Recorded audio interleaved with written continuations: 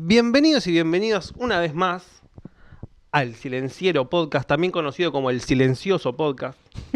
Esta zona donde hablamos de literatura. ¿Cómo fue que nació El ese? Silencioso, creo que fue ¿Fuiste Diego, un ese? amigo nuestro que seguro dijo el Silencioso. Y me gusta un poco, Está bueno. es como más ameno que el Silenciero. Estamos acá con Carola, por supuesto, la Tana Panele, el ajedrecista está en la consola. Charlie, nuestro tech boy, están en las cámaras. Y acá están, como siempre, mi gran amigo Manuel Manolo Díez. Sí, el Co- mismísimo. ¿Cómo andas, amigo? A no confundirlo con Manolo Díez, que es otro amigo del bar. ¿Otro? Ok. ¿Cómo anda? ¿Todo bien? Bien. ¿Todo ¿Otro tranquilo? Bien. Estamos medio lentos. Este es el tercer capítulo de la tercera Por temporada. eso el silencioso, ¿no? Por eso esta temporada fue el silencioso. No se escucha nada. Pero hoy vamos a hablar de, ya lo muestro, Magnetizado, de Carlos Busquet. Libro, le voy a decir libro porque todavía voy a tener algunos cuidados, voy a tomar algunos recaudos para llamarlo novela o lo que sea. De Carlos Busquet, publicado en 2019 por Anagrama, segundo libro de Carlos Busquet. eh, Y el y es- último, ¿no? y el último antes de fallecer. Eh, que, como se darán cuenta, es un libro de este siglo. Que desde allá, por hace 2 años, cuando hablamos de Alejandra Camilla, cuando todavía no había video, que no hablábamos de un libro de este siglo. Llegó. Llegó. 5 años tiene este libro, ¿eh? Los viejos O sea, meados se dignaron a leer. agradezca. Más o menos. Igual ya está muerto Busquet, o sea, no Sí. entra en los... Es verdad. Tenemos como una No es un autor necrofilia, ¿no? Siempre Es verdad. No me he dado cuenta de eso. Bueno, pero por lo menos del siglo XXI. Sí, Por lo menos. sí. Y a mí primero me parece un librazo. Librazo buenísimo. También me trae muchos recuerdos, que ahora yo te los voy a comentar todos para hablar sobre esto. También me parece que es un libro que permite abrir un montón de preguntas, desde las más banales hasta unas generales y algunas casi que no tienen respuestas. Sí. Lo vamos a ver. Pero me parece que si hay una persona con la que estaría bueno charlar sobre este libro, es con vos, amigo, porque vos sos Wow. psicólogo. ¿O no? Sí, psicoanalista, no me ofenda. ¿Sos psicoanalista? Pero tu título, ¿qué dice? Sí, licenciado en psicología. Ok. Si, Nah, estoy sal- cargando, sí, soy. si salís de la UBA, ¿sos psicoanalista? Si te egresás de la UBA. No, no necesariamente, no, cada vez menos, de hecho. Cada vez menos, es Cada vez verdad. menos, sí, sí, sí. Pero sí es cierto que tiene una formación. Fuertemente psicoanalística. Sí, sí. Pero Po- cada vez menos. Porque este libro, les comentamos para los que no saben, eh, es una especie de crónica no ficción, al mismo tiempo publicado en la colección de narrativas hispánicas de Anagrama, o sea, donde salen todas las novelas de Anagrama, toda la ficción. Ahí se publica este libro. Eh, y antes de meterlos en el género, si querés, en la novela, podemos decir que se trata el libro sobre una persona basado en hechos reales, ¿no? Que por la década del 1980 mató en el transcurso de un mes, una cosa así. Sí, más que basado en hechos reales, la persona real, ¿no? Que Está cometió hablando. los Sí. asesinatos. Pero ya vamos a hablar de las formas porque es algo muy extraño, ¿no? La Sí. forma me parece que es algo que yo no había leído. Tiene algo medio Puig en ese sentido. No Sí, la temática, no re. el tono, pero esa mezcla de géneros, ¿no? Sí, el diálogo, el puro La diálogo. revista, el diario, el diálogo, ¿no? Total. Eh, y es un tipo que durante la década, durante la década del 80, de 1980, mató a 4 taxistas y luego fue encarcelado y luego detenido en centros de salud mental, ¿no? Sí. Termina en el Borda, en varios lugares lo terminan trasladando. Está preso, sigue preso, pero también preso, ¿cómo se dice? Cuando está preso, pero no en una cárcel común, en un hospital psiquiátrico. Sí, encerrado, sí, no sé. Eh, Internado. Internado, sí. O sea, no está... Bueno, después el libro va a tener algunos comentarios sobre eso. Toda su vida casi, ¿no? O sea, Claro. no Porque- desde que entró no salió, esto fue en el 80, En el pasaron 80. no sé cuánto. Y era 40 joven, años. creo que tenía 20 años, una Sí, cosa sí. así. Y sí, te están pasando un mate ahí. Ah, gracias. Eh, Pasó más tiempo encerrado en la cárcel o en el borde, donde sea, que fuera de la qué cárcel. libre. Y ya vamos a ver cómo... Y de hecho cómo- ya estaba encerrado antes, ¿no? Porque la madre lo encerraba cuando salía y le decía, che, ten cuidado con el afuera, una madre religiosa, Ujú. con algunos misticismos extraños. Sí, un poco sectaria quizás. Eh, y yo, ¿sabes lo que te quería contar? No sé si te lo conté esto. Porque no hablamos mucho del libro antes. Nosotros tratamos, le comentamos a la gente, tratamos de no hablar del libro hasta hablar en el capítulo para que sea esto lo más espontáneo y natural posible. A Se veces complica a veces. A veces se complica, pero tenemos muchas ganas de decirnos cosas. Es más, la última vez, medio que yo te spoileé algo y como que después me arrepentí, pero no importa. Sí. Eh, Sí, pero yo no creo en los spoilers igual. Eso está muy bien. Tranquilo. Porque yo, mira, te voy a contar una cosa. Este libro lo leí en el año, lo tengo grabado, 2019, que... O sea, un año después de que salió, ¿no? ¿Que en 2018 salió? No, 2019 salió. Ah, el mismo ¿Cuándo año. salió? Sí, sí. En esa época yo estudiaba psicología, fatídicos años. Cuando estudiaba psicología, estudié un tiempo largo, la dejé, no la terminé la carrera, ahí en la UBA. Llegaste- Hay una materia bisagra que es psicopatología, ¿no? Que la diste, la probaste. Mientras estaba estudiando psicopatología leí este libro. Claro. Ese es el chiste. Que es la materia donde se estudian la psicosis, las esquizofrenias, vos sabrás decir mejor la neurosis también, Sí. ¿no? Como las patologías mentales, de alguna Y manera. es una materia anual, de las muy pocas anuales que tiene la U. Fuertemente psicoanalítica también. Sí, sí. Porque Sí, pero no solo, ¿no? Porque depende de qué cátedra hayas hecho, la cátedra de Sheckman tiene toda una primera parte que está dedicada a la Sí. psiquiatría, ¿no? nah, pero es mentira. Es psicoanalítica, pero Nadie se acuerda de esa parte. puede ser. Sí, es así, ¿o no? Capaz que mis recuerdos Yo fui coayudante ahí y esa parte me embolaba mucho. Reconozco que era Y importante. se le da, que era se le da poca necesario. bola desde la docencia, me parece, esa parte. Es como que tiene menor... Pero vos hiciste las Nico, ¿no? La otra hiciste, o Sheckman. No, las NIC. Ah, por eso. Bien. No, Napartec. Ah, Napartec. Ok. Bueno, este tema o sea, es muy, muy, Que se muy de decía- nicho. A alguno le va, a alguno Se le va. decía que era menos lacaniano, pero Claro. el chabón estaba en la escuela de orientación lacaniana, o sea. Claro. Pero bueno. Y ahí estoy llegando al punto. Después de 10 minutos vamos a llegar al punto. Sí. Cuando uno estudia en esa materia, se da para leer un libro que se llama Las memorias de un tal Schreber. Las Vos memorias de andá un cor- enfermo nervioso, sí. Anda corrigiéndome, ¿eh? Hermoso. Y uno de los primeros testimonios de un enfermo, digamos, psicótico, que se descompensó feo, ¿no? De psicosis, y que da cuenta en esa escritura de una compensación extraña, muy rara, pero la posibilidad de volver a hacer lazo con el mundo. Y él A través de delirios. de delirios, Sí. pero ahí Lacan hace una distinción entre el síntoma, ¿no? El síntoma con H, ¿no? Lo que permite justamente compensar la estructura, ¿no? No es lo mismo la función que cumple el delirio, ¿no? El delirio que te descompensa que el delirio desde el cual uno puede volver al mundo, digamos, ¿no? Esto de ser la mujer de Dios es un delirio. Uf. Que en un momento empieza a querer a creer que le salían tetas, ¿no? Sí, pero ese delirio lo compensa porque es un delirio asintótico. Él dice, llegará un momento en el que seré la mujer de Dios, pero todavía no llega, ¿no? La mujer de Dios. La emasculación. La emasculación. Bueno, los neologismos. No, y esas palabras, boludo. Es un texto hermoso de leer incluso desde un punto de vista literario, ¿no? Sí, total. Y además lo que tiene de lindo es que es el primer acercamiento que tiene un estudiante de psicología al texto de un paciente. Si bien no es, obviamente no es una sesión, pero estás leyendo el texto de un paciente Sí, sí. ahí. Bueno, ay, tengo tantas preguntas para hacer. Pero bueno, yo lo que decía en esa época, yo siempre, viste, el chabón medio contra, yo decía, estaba buenísimo Sheber. Yo no decía que estaba mal Sheber.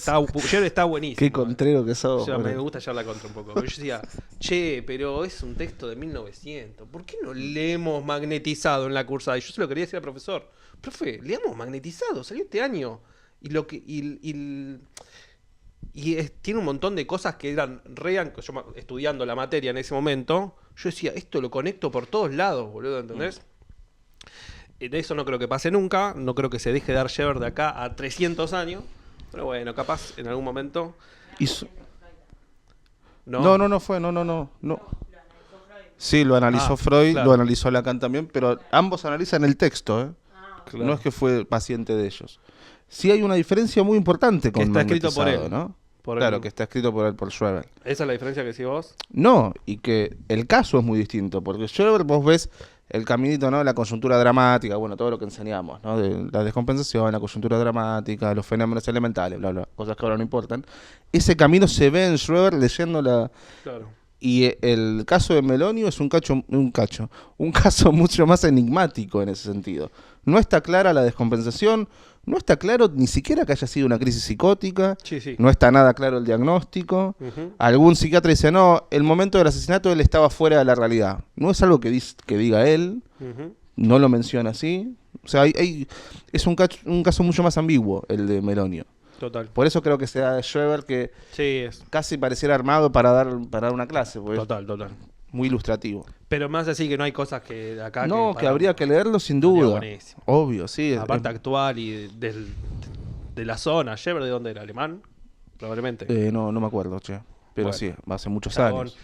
que cometió los asesinatos. El primer asesinato lo comete en el famoso barrio de Loma del Mirador, donde se está grabando este podcast.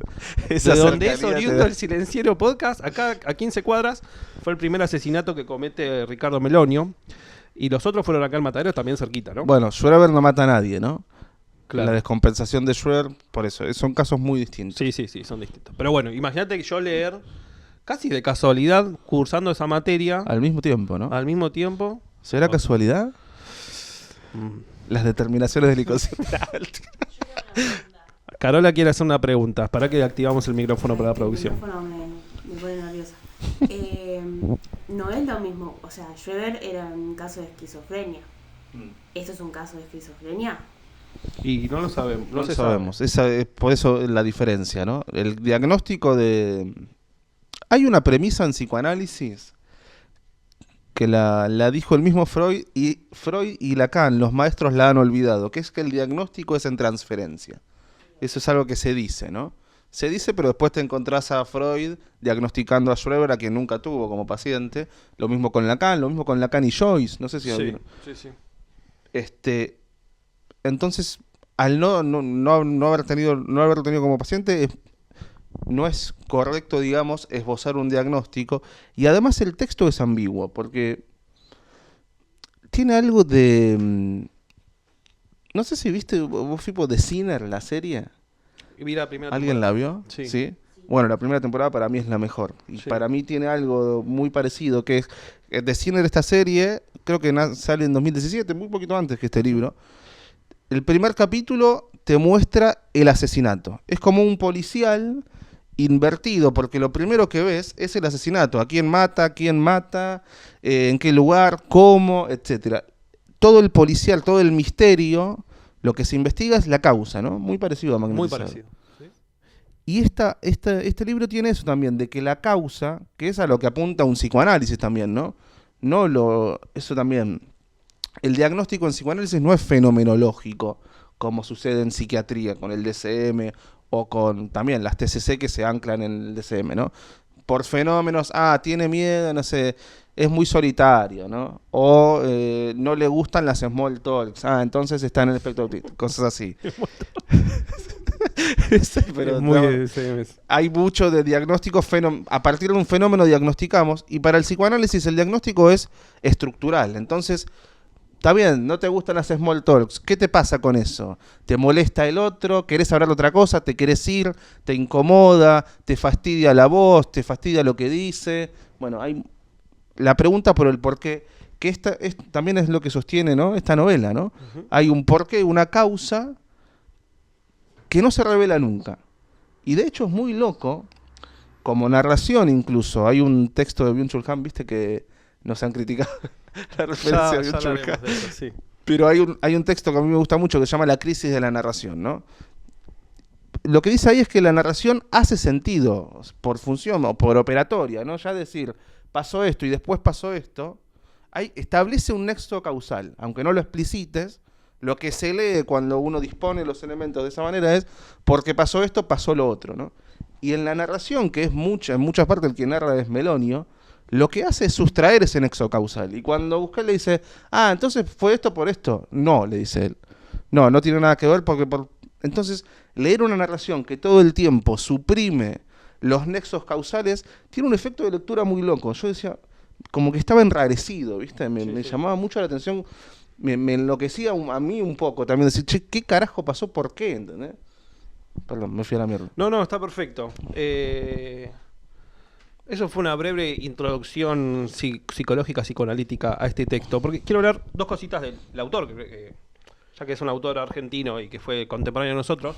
Carlos Busquets, creo que nace en el 70 por ahí, en Chaco, era de Chaco él, y era ingeniero, o sea, una persona ajena al mundo de las letras, si se quiere, por lo menos de la academia o de los circuitos más conocidos. En 2009 publica Bajo este sol tremendo, su primera novela. Que fue finalista, escuché una entrevista de él en que contaba, fue finalista, ¿no?, del premio Herralde. El premio Herralde, quizás el premio más prestigioso español, por lo menos. Y Herralde, que si no me equivoco es el dueño de la editorial Anagrama, sí, le escribe a él y dice, no sé cómo saldrá en el concurso, no soy yo el jurado, pero salga como salga, te la quiero publicar. Sí, ¿no? le manda un mail el propio Sí. Herralde a él. Eso Y esa legitimación de Herralde, porque a Busquets como que lo enaltece, lo enorgullece mucho, porque era su editorial cabecera, digamos, ¿no? Uh-huh. Y después creo, no la gana el premio, pero sí sale entre los 10 finalistas. Algo Creo así. que sale, no sé si finalista o semifinalista, pero se lo publican igual. Claro. Y bueno, la crítica le va muy bien a este texto. Y luego, después casi de 10 años, publica el libro que vamos a hablar hoy, Magnetizado, que tiene un subtítulo que en la tapa no está, ya para hablar de la forma del libro, antes de meternos más en el contenido, que volveremos a meternos. Es que forma y contenido son un poco lo mismo. Hades. Dale, decí. Magnetizado. Recién acá, en la tercera página, cuarta página, aparece una conversación con Ricardo Melogno. Melogno, no sé cómo se dirá. Y para los que no lo leyeron, vayan a comprarlo o descárguenlo, piratenlo, qué sé yo, hagan lo que quieran. Ya, porque es realmente... Yo lo había leído hace como 5 años, cuando comentaba este episodio, y lo volví a leer y me encantó de nuevo. Y en su momento me había encantado mucho y me volvió a encantar muchísimo.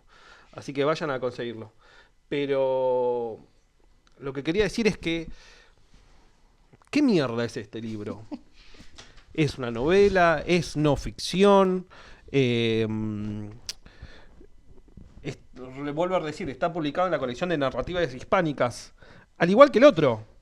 El otro es una novela pura y dura, ¿no? Sí. Este no. Y al principio aparecen unos recortes de diario que muestran como los diarios de la época de cuando se cometieron los asesinatos. Hay unos informes ahí como psiquiátricos o policiales.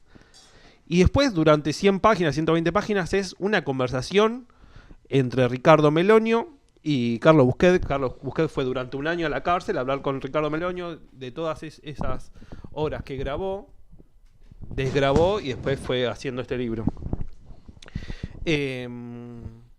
Y recién al final termina como hablando Carlos Busquets diciendo este libro es motivo de lo que acabo de explicar, ¿no? De todas estas charlas que yo tuve con el tipo. Sí, pero fíjate que hay también lo que dice en esa nota final es que él lo recortó e hizo una operatoria de montaje, ¿no? Sí.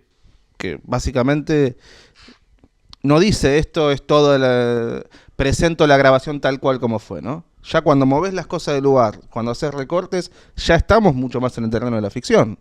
No está siendo fiel a la charla real que aconteció, ¿no? Y te hago otra pregunta. Pará, y antes Sí. me quedé pensando en algo, que es, toda la novela va sobre el caso Melogno y lo que se destaca mucho es el carácter inclasificable de él, ¿no? Uh-huh. Che, esto que hablábamos, ¿no? Era esquizofrénico, era psicótico, era un perverso, era un neurótico, era qué sé yo, esquizofrenia, paranoide, e incluso si eso no, asesino en serie, ¿no? Si esos asesinatos que están uno atrás de otro constituyen una serie o no, Uh-huh. que la psiquiatra dice que no, Sí. etcétera. Una serie de cuestiones que lo que resaltan es lo inclasificable de este caso, y algo muy similar pasa con la novela, ¿no? Total. Ahí es cuando decís... Porque por tiene allá. esa mezcla de género, donde forma y contenido ahí se abrazan, ¿no? porque tiene esa mezcla, tiene no ficción, tiene un capítulo que es puramente ficcional, ¿no? Que es el narrador contando esta escena en la que Melonio se mira a sus propios ojos. Oh, esa escena. Esa escena. Terrible.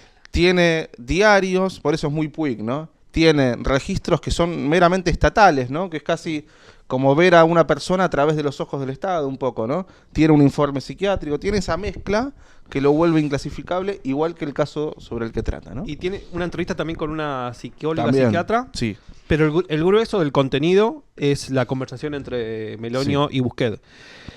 Que encima en esa conversación es solo diálogo.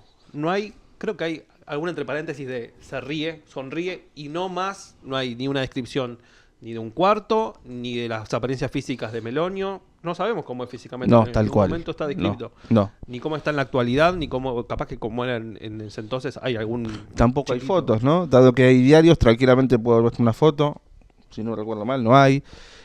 Ahora, Pero, pará, yo te Sí, iba a preguntar sí, una cosa. sí. Vos me decías que en el montaje ya hay una operación Sí. ficcional. sí. En la desgrabación, si esto fuese un libro de las desgrabaciones, al ponerlo en un papel y en un librito y venderlo y ponerle una tapa, ahí también no hay una operación de ficción, incluso. O sea, son preguntas que no sé si van a tener respuesta, sí, ¿no? pero es una muy buena pregunta.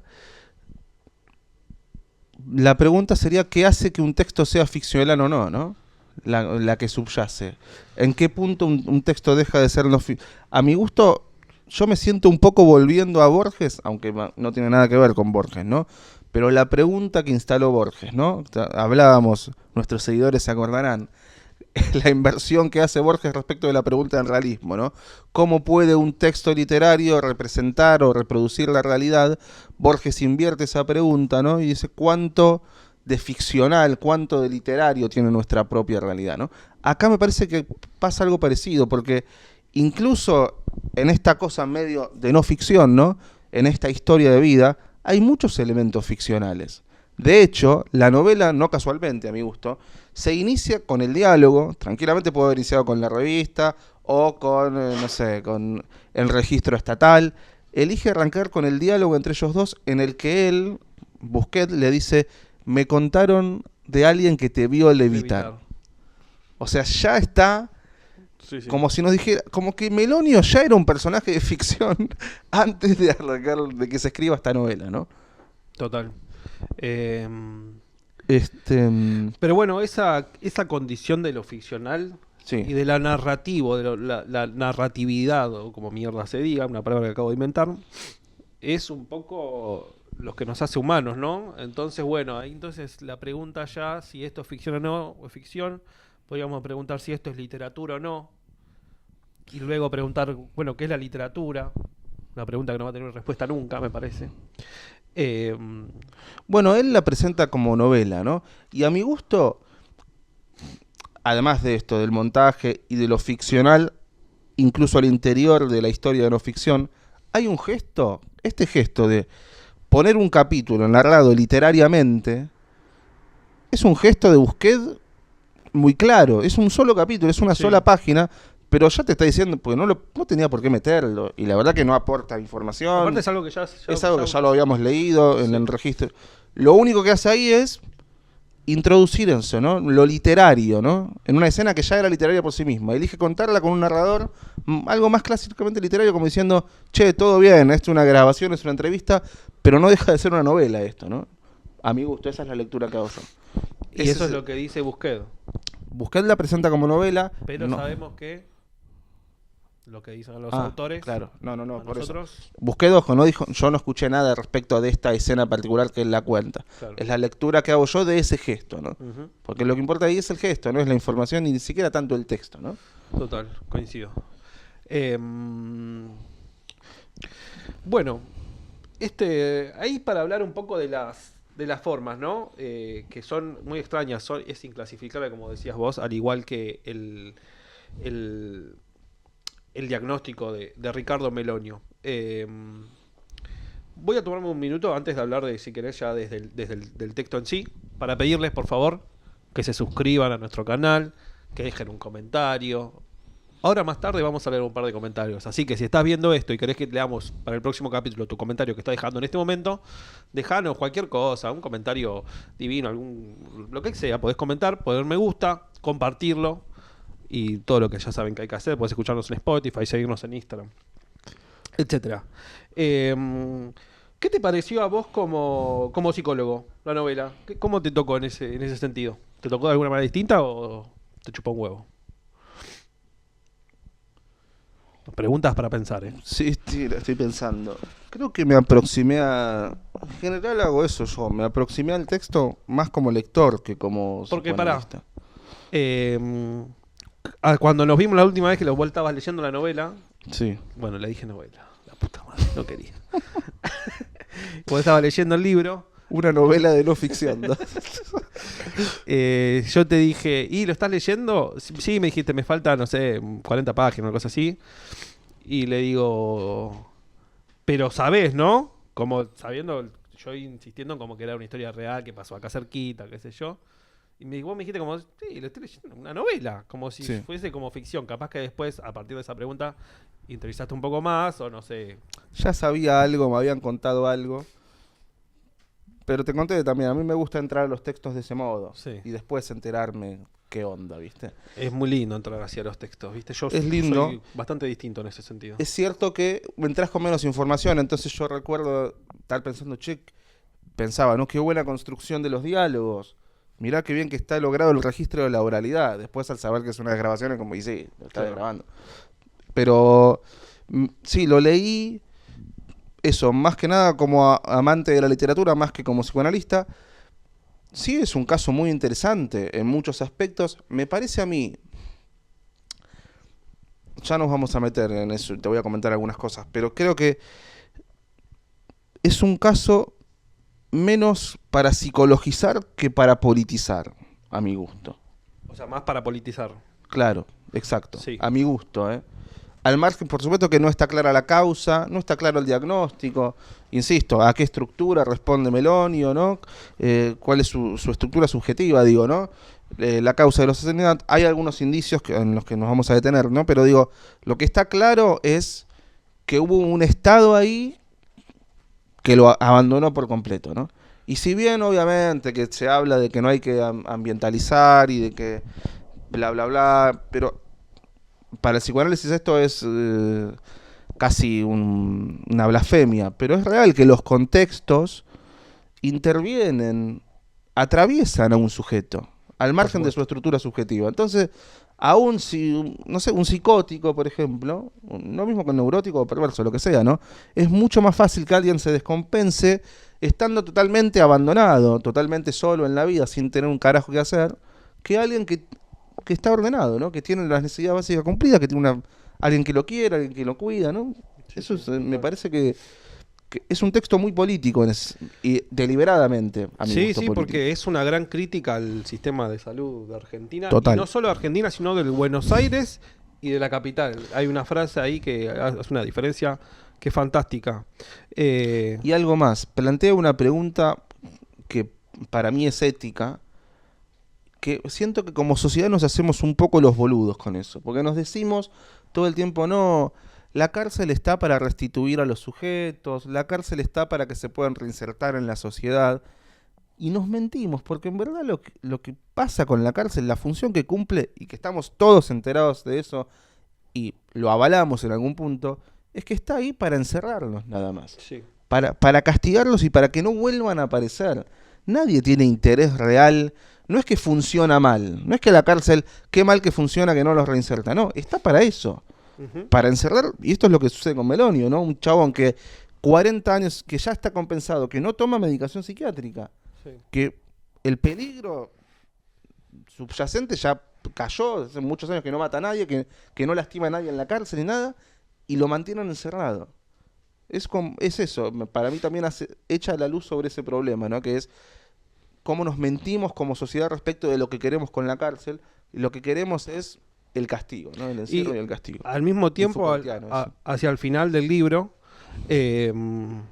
dice algo que es una crítica, y se critica lo malo, pero también se critica cosas buenas de la cárcel, porque el chabón dice que en algún punto estar encerrado Sí. lo estabilizó. Total. Como que las paredes de la cárcel le funcionaron como con una contención a las paredes que no tenía su psiquis de alguna manera. Su psiquis e incluso su familia, podemos pensar. También, sí. ¿No? Sí, es verdad.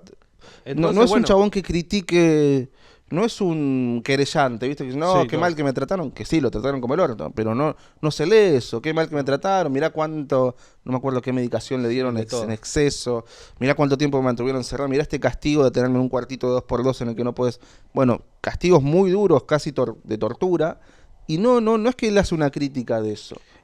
O sea, así todo, con todas esas cosas que dice como negativas, también dice que, bueno, al fin y al cabo, todo esto que yo pasé me ayudó a mí ahora Sí. a estar estable, está Total. estabilizado. Total. Está contenido, por lo menos. Sí, sí. No, y estabilizado también, ¿eh? Ujú. O sea, no hay alucinación, no hay delirio, está centrado, está ubicado, puedo hablar con una persona, insisto, no hizo daño a nadie en la cárcel.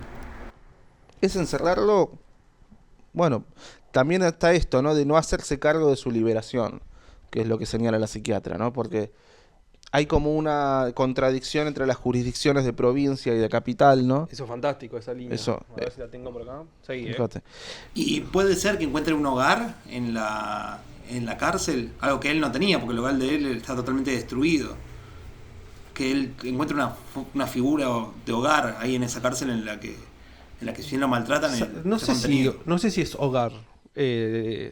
Pero lo que dice incluso en un momento es que cuando se le muere el padre, que después de 10 años que lo va a visitar el padre, en un momento se muere y dice, y ahí tuve que hacerme fuerte y autoabastecerme. Sí, Como pero que sí. al estar solo, Que el padre era el único que lo iba a visitar también. sí. Al estar solo, de alguna manera, eso le sirve para, una vez más, estar más contenido. de alguna Yo creo manera. también, contestando a tu pregunta, porque hay un momento del texto en el que él dice, yo me he llevado bien con psiquiatras, con psicólogos que me han tratado bien, pero tengo claro que responden a otros intereses y que si tienen que saltar por lo suyo, algo así, dice, van a saltar por lo suyo, ¿no? O sea que sabe que es un afecto condicionado por eso, pero yo creo que lo que seguramente le dio la cárcel o las instituciones psiquiátricas es alguna inscripción de la ley, ¿no? Las paredes incluso, un límite, ¿no?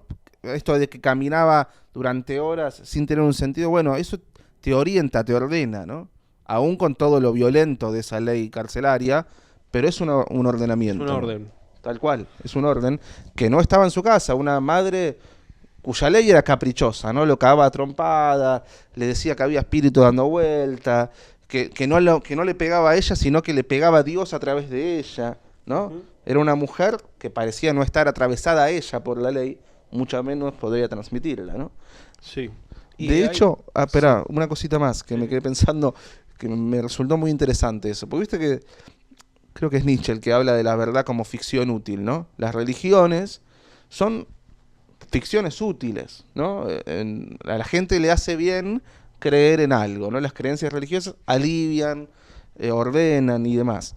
Ahora, en un punto, la religión funciona en tanto justamente su componente ficcional sea un poco olvidado, ¿no? Es difícil que alguien diga, yo creo en Dios porque me sirve creer en Dios. Yo creo en Dios porque Dios existe, te dicen, ¿no? Obvio. Melonio se relaciona de otra manera con la religión, que me pareció muy interesante eso. Es completamente consciente del carácter utilitario de su religión. Y lo dice así. Yo me fundé y me metí de lleno en la religión umbanda para confrontar a mi mamá. Y Sí. en el momento en que logro confrontarla y me voy a mi casa, la dejo de usar, la dejo de lado, hasta que vuelvo a entrar a la cárcel y de vuelta me convierto en un banda por una cuestión de supervivencia, dice, ¿no? Sí, pero creo que ahí, cuando vuelve a entrar en la cárcel, él como que siente y dice, había rezos que ya estaban adentro mío. Mm. Como que lo estaban aprendidos de alguna manera sin haberlos aprendidos nunca. Rezos o formas de cuidado. Que es raro también eso. En el Sí. sentido de que no sé si es tan ficcional, sino él lo siente como algo que le pasa en el cuerpo Sí. de esa reacción. También hay, a mi gusto, un goce de él en la excepcionalidad. en ser el raro, el extraño, ¿no? Y que van, y yo agarraba raro las hojas, y desde siempre a mí, bueno, pará, tampoco. Sí, mataste a alguien, sí, tenés tu locura, pero también hay como un rechazo al otro en ese punto, ¿no? Una excepcionalidad que lo deja por fuera de todo el mundo. Y eso se ve muy bien, ¿sabes qué? A mi gusto, incluso en la entrevista misma, no solo en la historia, de que él dice mucho, yo me quiero ir a vivir al sur para no estar con nadie, o yo tenía mi mundo en la cabeza y me alejaba del mundo real, bla, bla, bla, sino en la relación, en lo que sucede en la entrevista entre Busquets y él. Porque hay un momento puntual, viste que Busquets en la novela es como un personaje también, un personaje muy de la sombra, o sea, interviene Sí, muy poquito, muy poquito. pregunta, comenta y ya, ¿viste? Y perdón, Sí. no es el disparador Busquets. No, para nada. Hace acotaciones. Pero Muy no es que interesantes, dispara, es muy muy interesante. agudas las preguntas, pero está ahí como en la sombra, ¿no? Sí, sí. Hay un momento, un único momento en la novela en que Busquets interviene, empieza a hablar un poquito más él, que es cuando hablan de cómics o de algo que le interesa a él, que hay no sé si leíste el ensayo que te mandé de un tal Bruno Giachetti, No lo terminé. doctor en literatura, que para mí es un muy buen ensayo ese, pero en ese punto hace una mala lectura, porque él lee una complicidad entre Busquets y Melonio, que no es lo que sucede. Es Busquets apuntando a construir esa complicidad, porque Busquets evidentemente sentía una fascinación con él, le caía muy bien, lo fue a escuchar durante un año, etcétera. Pero Melonio no responde. No le da mucha bola. No, dice, bueno, eso es lo que me... Y Busquets hablando, no, porque sí, bueno, a mí me pasaba tal cosa. Volví a hablar de él, ¿no? Sí, total. No le interesaba construir ese lazo tampoco con Busquets. En esa parte hablan de la película Scanners de Cronenberg, yo no me acordaba, que en su momento probablemente no la había visto. Pero sí, como que ahí Busquets le dice... sí, en tal Mirá, capítulo ¿lo podemos pasa leer? eso. Sí, búscalo. Es un toquecito. En tal capítulo pasa esto y... No pasa, eso lo dice. Como que no le da bola, ¿viste? Y puede O ser le que dice, haya algo de bueno, ella. le dice, a ver, pará. 36. Suscríbanse al Silenciero, también conocido como El Silencioso, para que haya más capítulos de esto. Dejen un comentario, pongan me gusta, compártanselo a un amigo, a un familiar.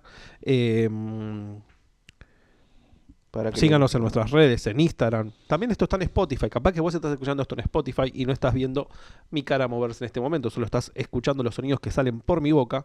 De todas maneras, podés hacer comentarios en Spotify también, ¿sabías? ¿No sabías? Podés hacer comentarios y te podemos leer ahí también. Se ve que a nadie le interesa Acá está, mucho. acá Ahí está. llegó mi amigo. 37. Estaba rellenando. A ver. Me hacía películas, me imaginaba las escenas, las armaba, bla, bla, bla. Bueno, tomaba un problema de este mundo y lo resolvía allá. También usaba las historietas. Todo esto habla Melonio, ¿no? Sí. Era fanático del Tony, Fantasía, D'Artagnan. Y ahí interviene Busquets. Sí, Editorial Columbia. Esas revistas eran un universo. Nippur de Ligage, Savarese, El Inmortal, Águila Negra. Bueno, lo interrumpe Melonio. Para mí eso era lo más importante del mundo. Y después de vuelta, ¿no? Sí, era un brazo mutante, le dice Busquets. No. Era un brazo cibernético, le respondo. Bueno, eso, como que Busquets apuntaba a construir una complicidad que Melonio se la rechazaba. Pero es interesante porque si el que edita esta... En algún punto podemos decir como que él lo ignora o lo destrata de alguna manera a Busquets, que tampoco es eso, pero bueno. Pero el que edita es Busquets, la conversación. Sí. Entonces Busquets deja eso, de alguna manera, no sé para qué lo habrá dejado, pero al dejar ese fragmento, se explicita también. La posición un poco de Melonio frente al otro. Porque además es el único momento en que Busquets, en la novela, insisto, no sabemos cómo fueron las charlas de él, pero en la novela no habla muy poco. Y la única vez que quiere intervenir y contarle, a mí me pasaba esto, yo también viví esto, no le da bola a Melonio, ¿no? Total. Y eso, a mi gusto, tiene una relación con lo que dice... ¿Viste el final de la novela, que es hermoso? Sí. Cuando Melonio un poco expresa su deseo de irse a vivir al campo y las estrellas, toda una escena muy linda, ¿no? Pero ahí dice algo que yo no le creo a Melonio, que es que él quiere ser la deuda pendiente de ser uno más, dice. De pasar desapercibido. Desapercibido. Sí. Y la verdad es que si algo cuenta en la novela es que Melonio fue eso toda su vida hasta el momento de los asesinatos. Y lo que él dice, él era invisible para el Estado, para su familia, para la gente incluso. Ahora después lo vamos a hacer un recorrido, ¿no? Pero y lo que él cuenta todo el tiempo es las ganas y el goce y el deseo de ser el centro de atención. No de ser invisible, sino de que lo miren. Sí. Y eso se ve también en la entrevista. Como que los asesinatos de alguna manera... Igual en los asesinatos hay de todo, ¿no? Pero cuando él hace un asesinato es como para hacer algo en algún punto, como para hacer algo. Sí, él dice que es un llamado. Sí. Justo ahí también Busquets le pregunta algo y él lo corrige, ¿no? Claro, como una voz, le dice Busquets. No, algo en el cuerpo, le dice Sí. Melonio. Para elegir a la taxista ¿A que qué iba a matar. taxista, no? Se paraba él y sentía algo que no es difícil de explicar, que le decía, este es. Y Llamaba, se tomaba el taxi, cuando se bajaba, le pagaba, guante de parle, le pegaba un tiro y se quedaba en el auto esperando ahí viendo fumando cómo- un pucho, ¿no? fumando un pucho. Y ¿A hay esto algo- hace referencia el nombre de la novela, Magnetizado? Magnetizado hace referencia a un momento en el que él después de los asesinatos va a comer a un restaurante. Y en uno de estos asesinatos, él cuando llega al restaurante y agarra los cubiertos, se da cuenta que como que se le pegaban en la mano. Y eso era por la sangre de la persona que acaba de matar, ¿no? Pero lo primero que piensa él es, debo estar magnetizado, Sí. ¿no? Se me pegan los metales porque estoy magnetizado. Y es muy interesante, porque él lo dice como si fuese un pensamiento normal. Y la verdad que nadie va a pensar, estoy magnetizado. No. Pero lo interesante de eso es que también habla de su posición. Alguien magnetizado, alguien... las cosas giran alrededor de él, ¿no? Se le pegan a él, se le acercan a él, ¿no? Y en los asesinatos sucede algo muy loco para mí en un par. Que es que en general, lo que estamos acostumbrados a leer, ¿no? Es que el asesino tiene miedo de que lo atrapen, tiene miedo de que lo miren, tiene miedo de que lo vean matando, ¿no? Y en el caso de Melonio, sucede lo contrario. Es él viendo, no siendo espiado, no siendo descubierto, sino viendo. Se ve en sus ojos. El único momento que me asusté, dice, es cuando me vi No. los ojos en el retrovisor, Pará, ¿no? perdón. O sea, sí, pero pará. Sí, no. Porque esa escena es fantástica. Sí, dale. Hay que tomarla por sí misma, esa Dale, escena. dale. Esa escena, qué buena que es. Cada vez que la veo se me retuerce algo de las tripas. Sí. El chabón, no sé si en qué asesinato es, si es en el No, segundo, yo tampoco. tercero, cuarto, no me acuerdo. Mata al taxista y en un momento dice así, miro el espejo retrovisor y veo que me están mirando. No veo una cara, no veo un cuerpo que me está mirando, veo que me están mirando. Y cuando como que reflexiono un segundo más, se da cuenta que el que se está mirando es él mismo. O sea, hay una desconexión de él con su reflejo. Como una duplicación, como si no se reconociera, ¿no? Esperen, porque recién apareció Kinchi. Y Kinchi está teniendo un ataque de tos en este momento. ¿Estás bien, Kinchi? Pobrecito.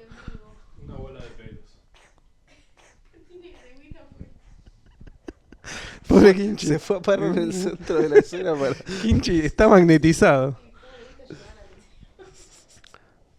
Pobre Kinchi, tiene tos. Bueno, perdón, amigo, Sí. me No, desconcentré porque... ¿Cómo no te vas a desconcentrar Eh, con Kimchi? ¿Qué estábamos diciendo? Bueno, esa escena, que es la que repite luego Busquets, es fantástica. Es realmente una película de terror. Es llevar... aparte me parece una forma de definir la psicosis, la esquizofrenia, la parafrenia, el diagnóstico que mierda sea lo que le pasaba a Melonio. Es una gran manera de ejemplificarlo, de ponerlo en una imagen. Verse a sí mismo y no... O sea, ver que unos ojos te están viendo y no darte cuenta que sos vos mismo, debe ser un efecto muy loco. Y ahí se juega esto que vos hablabas antes, de la relación con el otro. Sí. Y la relación con sí mismo, ¿no?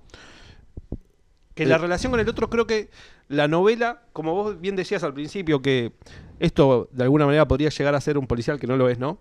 Pero si los policiales, siempre los policiales clásicos, uno hay que descubrir o al asesino o el por tiene algo de motivo. policial, porque hay un misterio y hay como una investigación en juego, ¿no? Sí, hay crímenes.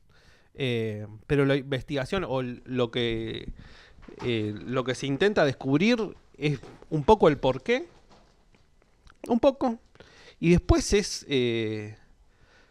qué es lo que busca Melonio, qué es lo que quiere. Así termina también, ¿viste? Como en qué se transformó Melonio. Como que el devenir y el suspenso está en eso, en bueno, ¿y ahora qué sigue? ¿Y ahora cómo continúa esto? Porque los asesinatos aparecen al principio, Sí, cronológicamente. tienen pocas páginas, ¿no? Sí. Dedicadas a los asesinatos.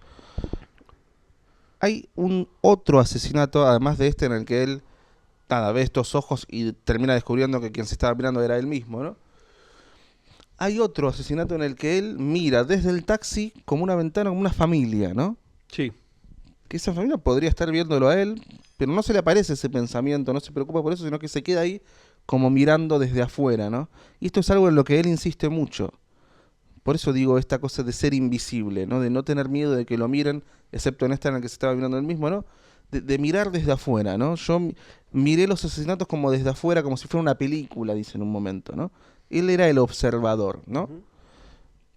Por eso digo que este deseo que él expresa al final de ser invisible, no se lo creo del todo. Porque por un lado dice eso, pero por varios pasajes él enuncia ese narcisismo de me gusta ser el centro de atención, me gusta que me miren, me gusta que me pregunten, que se pregunten por mí. Y por otro lado se ve eso en la entrevista misma con Busquets y se ve en el caso de los asesinatos, ¿no? Donde él, era invisible. Como por otro lado también hay una connotación política en eso, ¿no? Sí. Porque las personas indigentes, ¿no? En situación de calle, la verdad es que en muchos casos son invisibles, ¿no? Uno se acostumbra a pasar, ¿no? A pasar por ahí, hasta ya sabes casi los lugares donde hay gente, y ni los ves, ni los mirás, porque ya están ahí, ¿no? Sí. Em, sí, total. Y bueno, esto de la relación con el otro. Leamos Dale. el final. Sí, muy lindo el final.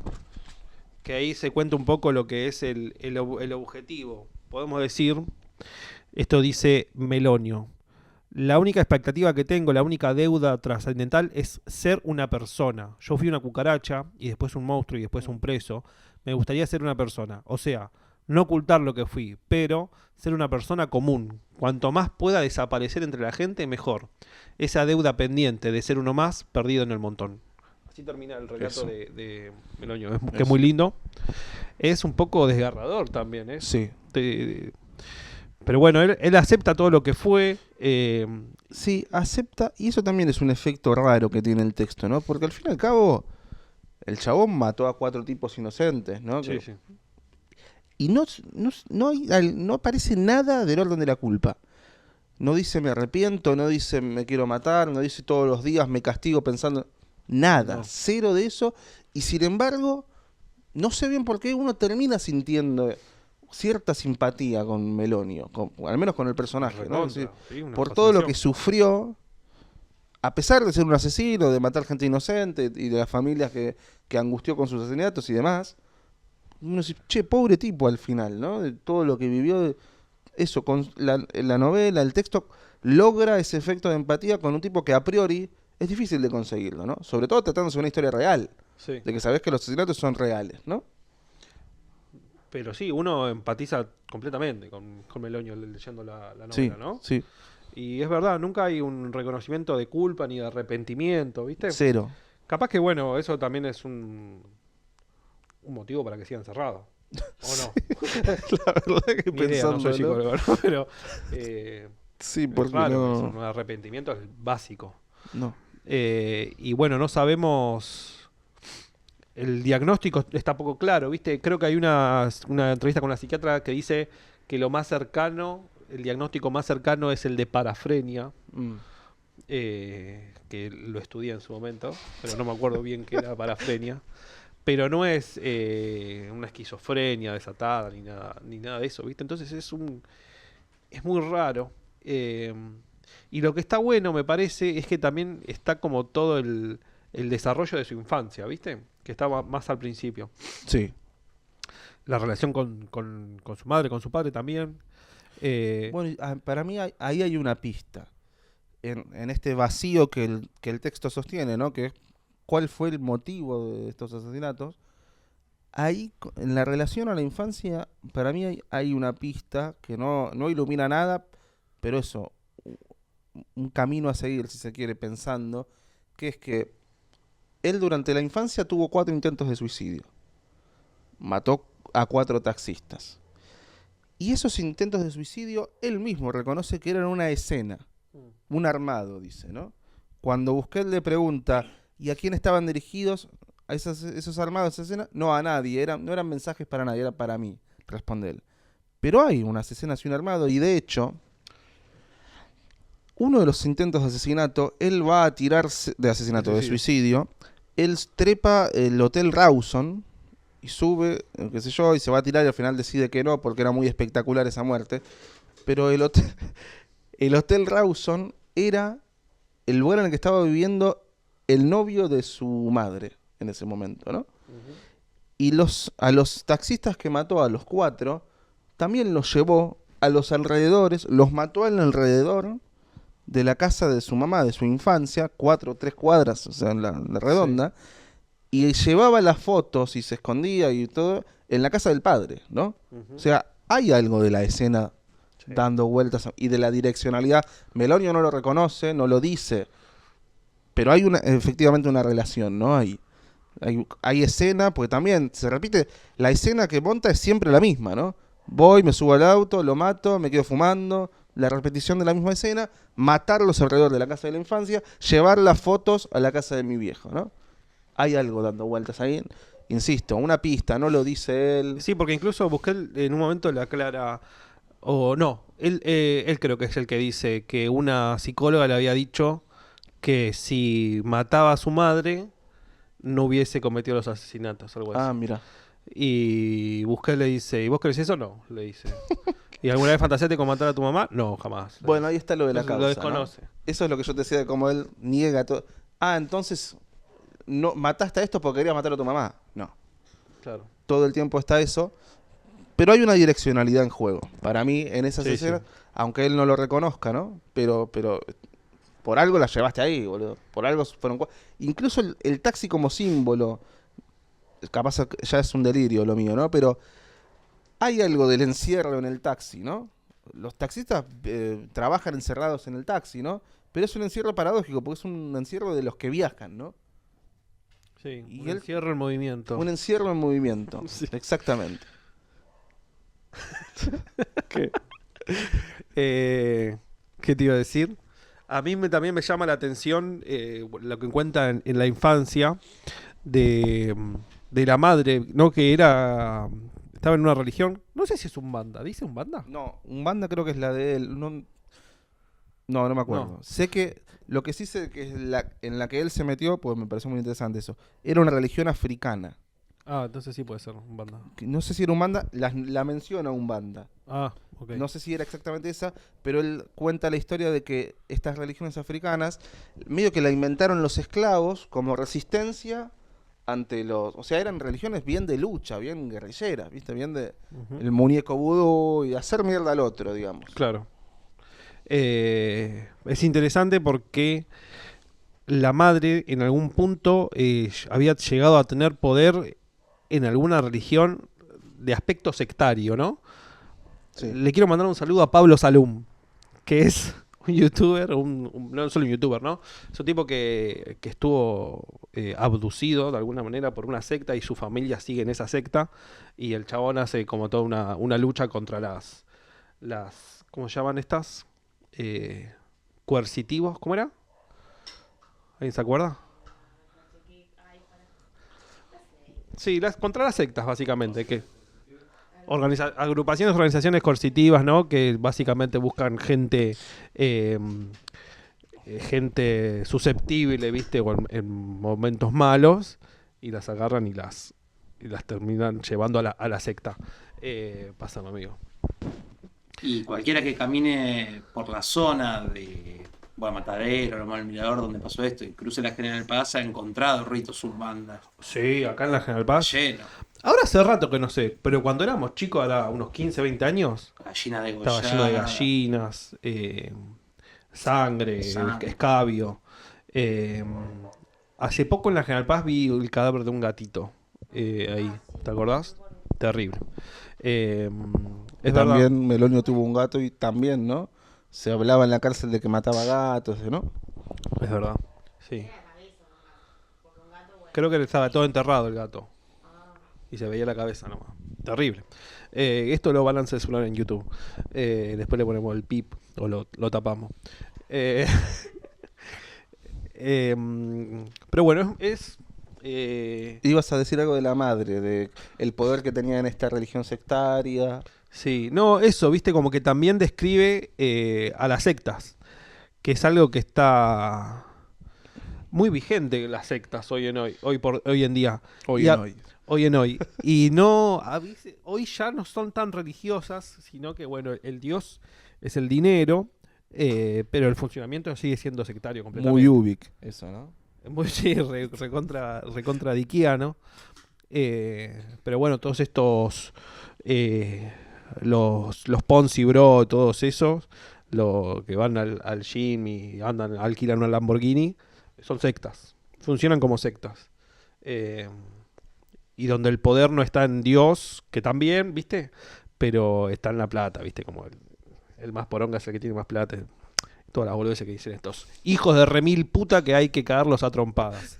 Porque estamos en una cruzada contra todos esos soretes. Bueno, no sé. ¿Qué más tenemos para decir desmagnetizado? Me desconcentré un poco. Bueno, yo tengo acá algunas cositas anotadas. A ver, mándale. Bueno, sí. No, sí. ¿Segura? Es que viene con lo que está diciendo. Ah, Dale. sí. Ahora que Fito es full religioso, quería preguntarle si no vincula esto que le pasó al chabón de magnetizado con un demonio o algo así. Con estar. Con tener un espíritu. Con estar poseído. Sí. Y quizás sí, ¿no? En la novela no aparece eso, por lo menos. Incluso lo niega Melonio. Lo niega, sí. Porque él dice que cuando era chico sentía presencias en la casa. No es que veía fantasmas, pero sentía presencia. Y él le reza a un demonio, si no me equivoco. O sea, no sé cómo decir. Su objeto religioso es el demonio, no Dios. Sí. Y Busquets se lo pregunta eso y dice, no, la gente cree que no, el demonio, uno puede ser un hijo de puta siendo religioso, y la gente que no cree en los o que no le reza a demonios, igual tiene maldad adentro, dice él. No es que el demonio trajo el mal, el ser humano ya era malo desde antes. Algo así es lo que le responde Melonio respecto a la pregunta de Busquets, ¿no? Uh-huh. En la novela no aparece tanto eso, por lo menos, de que esté poseído. Podría serlo, ¿por qué no? ¿Vos creés en eso? En este caso no. No sé, capaz que hay otros casos que sí. En este no se ve tanto eso, ¿o no? Creo que no. Cuando ves un caso así, ¿te parece que hay explicaciones puramente psicológicas? No, hay explicaciones psicológicas, políticas, sociales, Psicoanalíticas. psicoanalíticas. No soy de creer en la... Mira, tengo algún que otro paciente muy religioso y muchas veces la religión es una excusa que termina justificando atrocidades. En familias, en sectas, ¿no? En nombre... Bueno, esto también lo dice Zizek, ¿no? Cuando Nietzsche dice Dios ha muerto, se genera una escandalización, porque ¿qué va a pasar ahora que Dios no está? Bla, bla, bla. Y lo que Zizek lee de eso es, no es que ahora que Dios ha muerto todo está permitido, sino que todo estaba permitido en nombre de Dios. Y yo creo que pasa mucho eso, de la religión como justificación de hacer el mal, de, bueno, eso. No soy quien para negar las creencias, cada quien obviamente cree en lo que quiere, no suelo hacer esas lecturas yo. ¿Y el psicoanálisis para vos está más Sí. cerca de la medicina, de la ciencia, de la narrativa Ha o de llegado. la religión? De la narrativa, Sí. sin dudas, pero por escándalo. De hecho se nutre, el psicoanálisis es una narrativa. Nominado al premio Todo lo Nobel que de Literatura varias veces, Freud. Bueno, no, le dieron el premio Nobel de Letras. El de letras. No el Nobel. Y él quería el de ciencia y le dieron el de letras, se quería matar. Pero efectivamente, un psicoanálisis lo que hace es eso. De hecho, lo que uno le pide como analista a los pacientes es que narren. Ujú. No que te tiren la máquina. No, pasó esto. Bueno, ¿cómo fue? ¿Dónde estabas? ¿Cómo sucedió? ¿Qué te pasó a vos en ese momento? ¿Qué dijiste? ¿Qué no? Cuanto más narre el paciente, más detalles nos dé, y más se constituya eso como una narración, más vamos a poder laburar. Cuando uno se da cuenta de que estamos rodeados que estamos hechos de narraciones, Perdón, narrativa y poesía también, ¿eh? Sí, perdón. que estamos hechos que el ser humano se explica como ser humano por la habilidad Total. de narrar, y todo lo que eso permite, bueno, ahí te das cuenta que está todo, que venimos todos de la literatura. Bueno, sobre eso hay un texto que lo recomiendo, de un psicoanalista no tan conocido, se llama Cornelius Castoriadis, que era filósofo, matemático, vieron que los griegos eran como... Este Castoriadis era marxista, pero se peleó con el marxismo. Tiene un texto que se llama Prolegómenos a una teoría del alma. Y un poco trabaja este tema, ¿no? De cómo Freud, es un texto bastante corto, 20 páginas, cómo Freud se ufanó tanto en inscribir al psicoanálisis en el discurso científico y sin darse cuenta lo que terminó haciendo es signarlo literariamente. Y de hecho se nutre mucho de literatura, o sea, de mitos, de textos literarios, de cuentos, ¿no? Ni hablar Lacan después, que Lacan quizás lo poetizó mucho más, ¿no? Y tenés, bueno, la frase de Rimbaud, ¿no? Yo es otro, etcétera. Pero sí, respondiendo a tu pregunta, narrativa y poesía, literatura y psicoanálisis se abrazan, se aman, se necesitan, a mi gusto. Más el psicoanálisis de la literatura que la literatura del psicoanálisis. Yo quiero recomendar un texto, ya que vos recomendaste un texto, quiero recomendar un texto que es la Biblia, básicamente. Si les gusta... es un poco un bait, pero si les gusta la literatura y no leyeron la Biblia, no sé qué están esperando, porque está todo ahí. Está escrito ahí hace 2000 años y 3000 y más. Está todo ahí realmente. Todo lo que conocemos ya está ahí. Todo. Es una recomendación. Wow. Posta, ¿eh? Qué fuerte. Háganle el intento.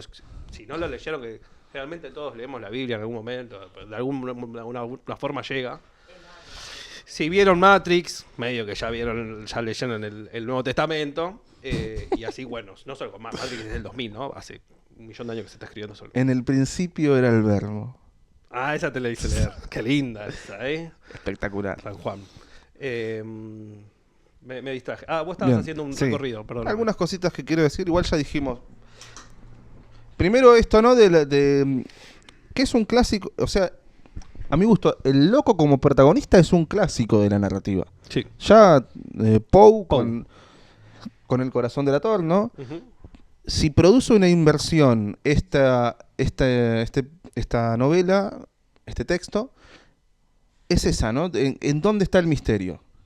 Porque en Poe te decía por qué lo había matado, ¿no? La cuestión del ojo. Sí, ahí el misterio en Poe sería o el misterio o no, o lo que se intentaba probar o descubrir era que no estaba loco. Intentar probar Claro. que no estaba loco. Ese es un cuento fantástico, a mi gusto. Pero eso, ¿no? La pregunta por la causa. Uh-huh. Y hay varias referencias de esto, les leo una sola. Esto lo dice Busquet, ¿no? Un caso raro de crimen sin resolver. El asesino está preso, están claros el dónde, el cuándo, el cómo, el quién, pero falta el por qué. Esto lo dice Busquet. Y acá hay otra, ¿no? Todo el que mata tiene un motivo, así sea un motivo delirante. O un falso motivo mentiroso, llámalo como quieras. Acá no hay nada. En esta clase de eventos, en general hay un argumento novelesco, ¿no? Narrativo, delirante. Aún en el delirio, en la paranoia o en la alucinación, hay una lógica. Y en general la lógica del delirio te da herramientas para reconstruir el mecanismo real que desembocó en el incidente. En Ricardo eso tampoco hay. Está vacío, no aparece. Por eso es un texto tan raro, ¿no? No solo por el personaje, sino porque es una narración, insisto, sin causa y consecuencia, ¿no? Uh-huh. Nunca sabemos, no podemos reconstruir los hechos, ¿no? A menos, más que inventando, ¿no? Uh-huh. Bueno, la cuestión de la ficción y la no ficción, la pregunta borgiana para mí, ¿no? E insisto, el gesto de Busquet, el hecho de reconocer en la nota la operatoria de montaje que hizo, ¿no?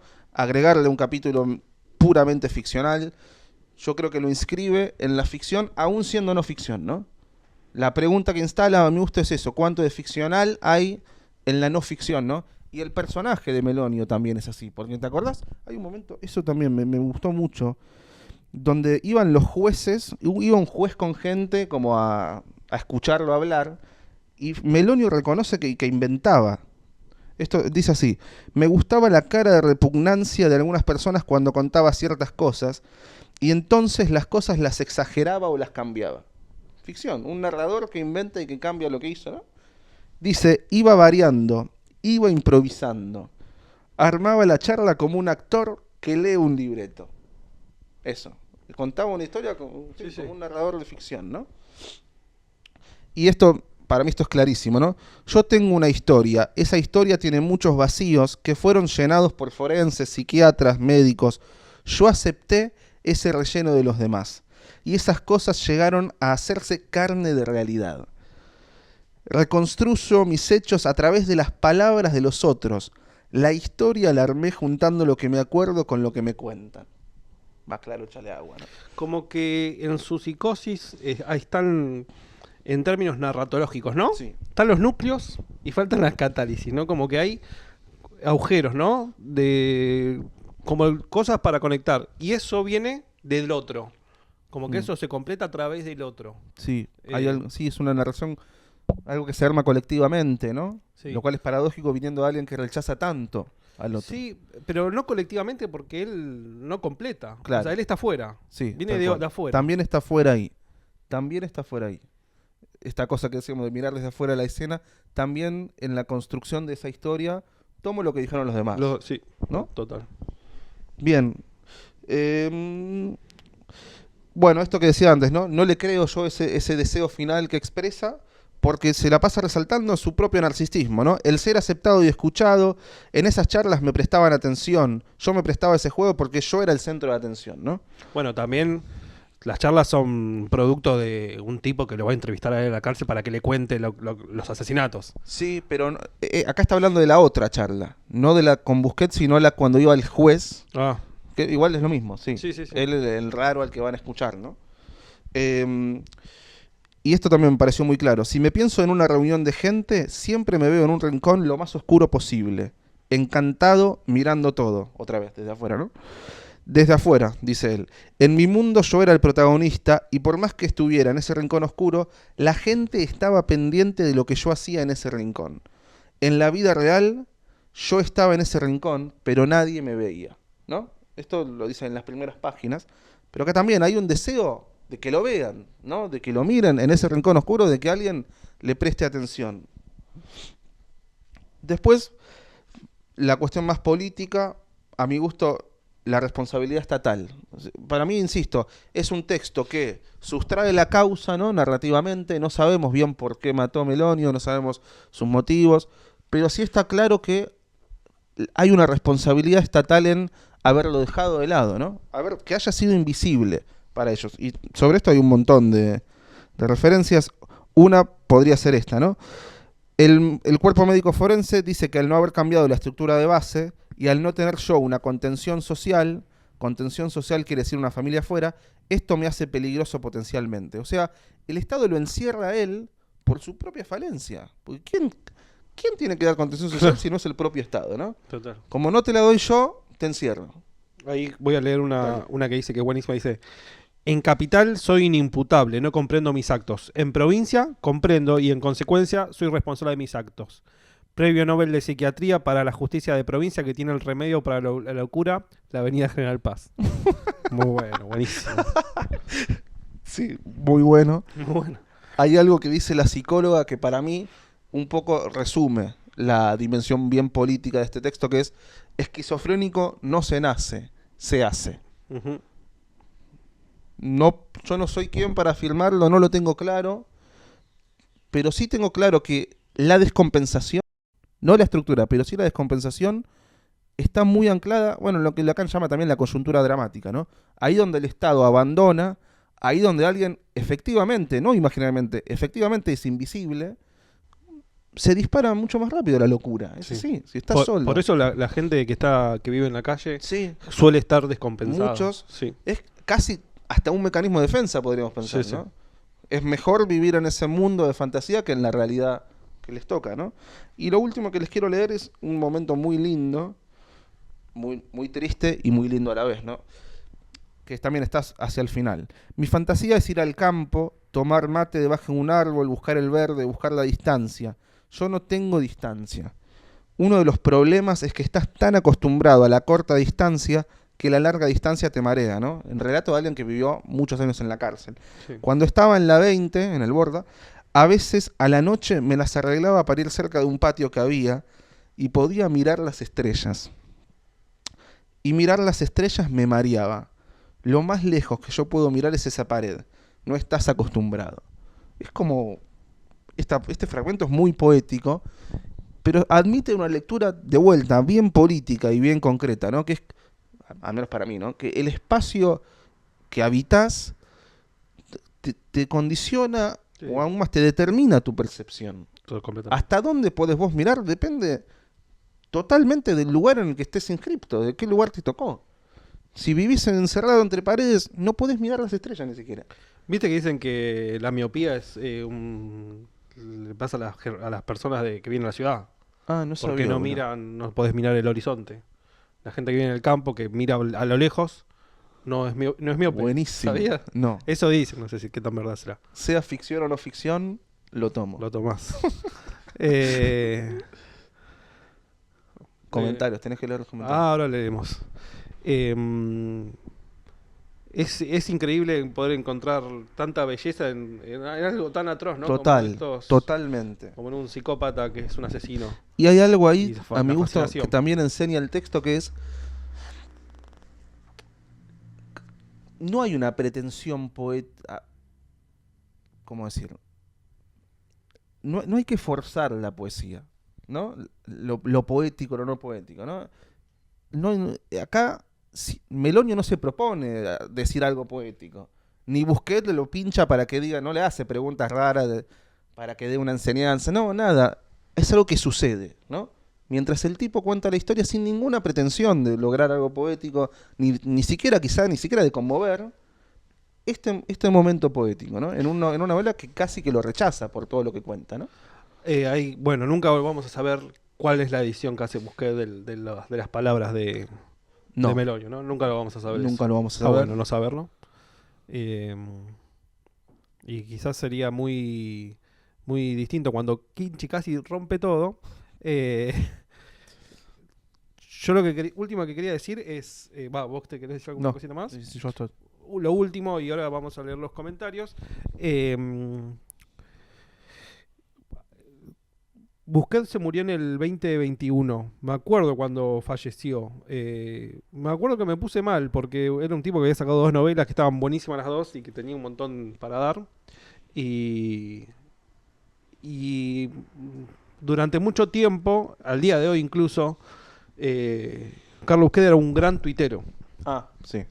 Y al día de hoy siguen apareciendo retweets de la cuenta de Busquets, que era Un Mundo de Dolor, que son Qué dramático. completamente coyunturales. Los tweets hace 6, 7, 8 años. Uno era... Actuales, ¿no? Coyunturales Sí, actuales. sí. Uno era ¿cómo no lo iba a creer a Cristina si la odian todos ustedes? Bien. Gran tweet. Cada tanto aparece. Y el otro era uno que me encanta, que coincido. Era que... Ay, lo voy a parafrasear. Dale. Quiero a todos los negros comiendo asado en la calle y a todos los ricos pagando impuestos a morir. Algo así. Bien. Con el cual coincido Sí. con Busquets. Me gustaría leerlo. Capaz que si lo encuentro lo ponemos acá en la edición. Se lo extraña Busquets aparte. Brillante, una persona brillante. Una cosa más que me quedó en el tintero. Porque justo hace un ratito hablábamos, ¿no? De cómo el texto logra producir una empatía hacia un tipo que a priori, eso, es un asesino, ¿no?